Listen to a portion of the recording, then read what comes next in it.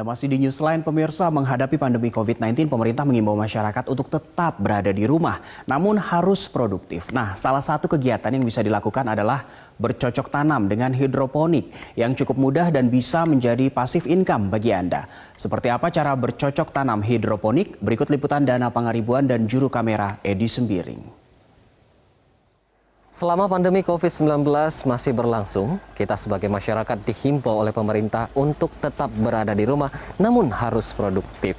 Nah, apa saja sih yang bisa kita lakukan ketika kita menjalani karantina selama di rumah? Banyak sekali kegiatan sebenarnya bisa kita isi, salah satunya dengan bercocok tanam dengan metode hidroponik. Nah, dengan bercocok tanam ini, kita tidak hanya produktif di rumah, namun juga bisa menghasilkan sayur-sayuran untuk kebutuhan kita sehari-hari. Karena kita juga dibatasi untuk pergerakannya, khususnya untuk pergi ke pasar belanja sayur. Nah, kali ini saya sudah berada di salah satu kebun milik dari pengajar bercocok tanam dengan metode hidroponik. Langsung saja kita sapa dengan Bang Erwin. Bang Erwin, apa kabar? Baik. Baik. Sehat ya selama pandemi ini ya? Oke, sehat. Kita harus menerapkan nama physical distancing dan juga menggunakan masker. Ya. Baik. Nah, ini saya lihat banyak sekali tanaman di sini. Tanaman hidroponik. Ya. Apa sebenarnya bercocok tanam dengan metode hidroponik? Metode hidroponik itu bercocok tanam menggunakan air. Jadi media tanamnya hanya air. Begitu simpelnya. Media tanamnya hanya air dan menggunakan paralon seperti ini ya, Iya, pipa-pipa. paralon ataupun baskom, apa yang ada di rumah. Bisa dijadikan wadah. Yang penting bisa nampung air. Baik. Selanjutnya untuk seperti saya ini kan tidak berbakat sebenarnya untuk bercocok tanam. Tapi untuk pemula seperti saya, untuk memulainya bercocok tanam hidroponik seperti apa? Jadi gini, untuk bercocok tanam hidroponik itu yang diperlukan adalah sinar matahari, air, nutrisi, suhu, sama oksigen. Selesai. Baik, berarti Dan harus cara menyemai yang benar dan panen yang benar. Udah. bisa langsung diajarkan? Boleh. Baik, kita langsung saja belajar. Kita yang pertama itu harus menyediakan bahan apa saja? Rock wool, nutrisi, benih, Baik. net pot, dan alat untuk yang penting tandon untuk taruh air, kemudian alat untuk mengukur nutrisinya. Baik, kita sudah punya barang-barangnya, alat-alatnya. Selanjutnya, langkah pertama. Jadi langkah pertama adalah kita menyemai. Jadi menyemai. Jadi rock woolnya kita potong segini tipis. Baik. Biasa ukuran 1,5 ke 1,5. Kemudian kita potong. Sudah dipotong? Potong dadu ya? Potong dadu.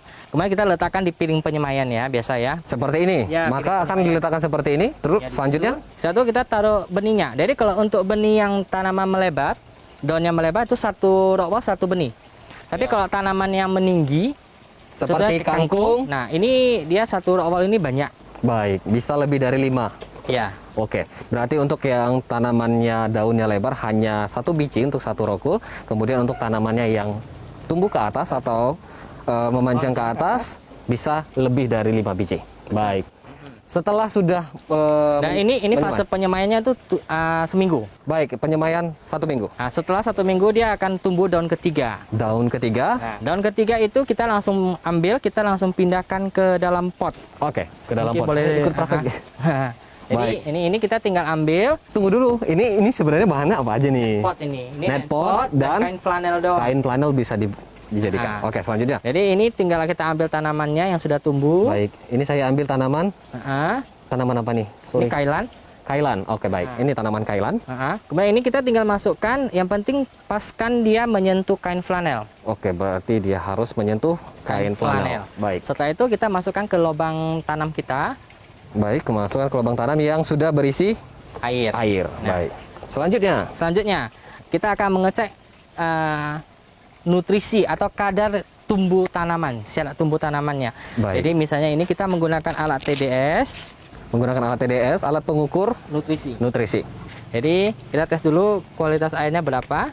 Kita lihat tuh ada angka berapa? 254. 254. Jadi misalnya kita pakainya, yang penting posisinya nutrisinya ini kita larutkan dulu. Baik. Biasanya dalam bentuk bubuk ya. Jadi kalau misalnya di sini tulisnya 500 ml, maka kita cari botol 500 ml. Baik, dan untuk nutrisinya sendiri sudah ada untuk pengaplikasian pembuatan nutrisinya. Jadi kalau misalnya 500 ml, kita tinggal ambilkan yang A, masukkan ke botol, yang B kita masukkan botol, kemudian kita isi. Dipisah.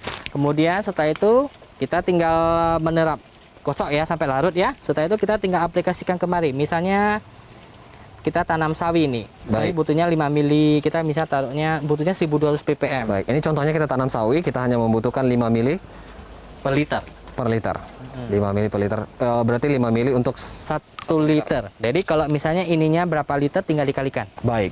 Nah, ini tinggal kita Dengan airnya tadi ya. Ya, kita tinggal aduk.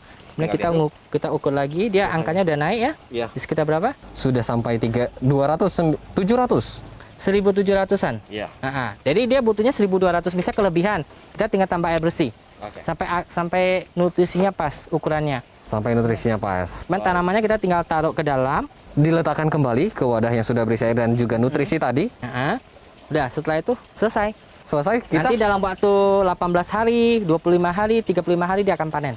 Baik, kita berarti saya coba menghitung dulu selama saya menjalani karantina, mungkin dari hari awal saya akan menyemai untuk 7 hari. Ya. Kemudian saya akan lanjutkan untuk pemindahan ke wadahnya sendiri dan menunggu masa panen hingga hari ke-18 Atau 25, tergantung jenis tanaman. tergantung jenis tanam. Kita ambil saja contohnya kangkung. Kangkung nanti dia akan panen di 18 hari. Kangkung akan panen di 18 hari. Baik, jadi hasilnya akan seperti ini, nah, di belakang sana.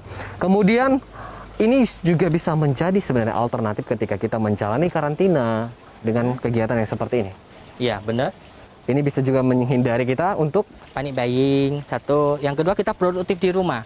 Jadi mungkin pekerjaan kita di kantor tertunda ya, tapi ini kita juga bisa jadi passive income sebenarnya. passive income. Passive income saat kita tidak bekerja, kita gunakan ini untuk menjadi alternatif untuk mendapatkan penghasilan tambahan. Baik, tidak hanya untuk memenuhi kebutuhan sendiri, namun juga Ya. bisa menambah penghasilan. Benar.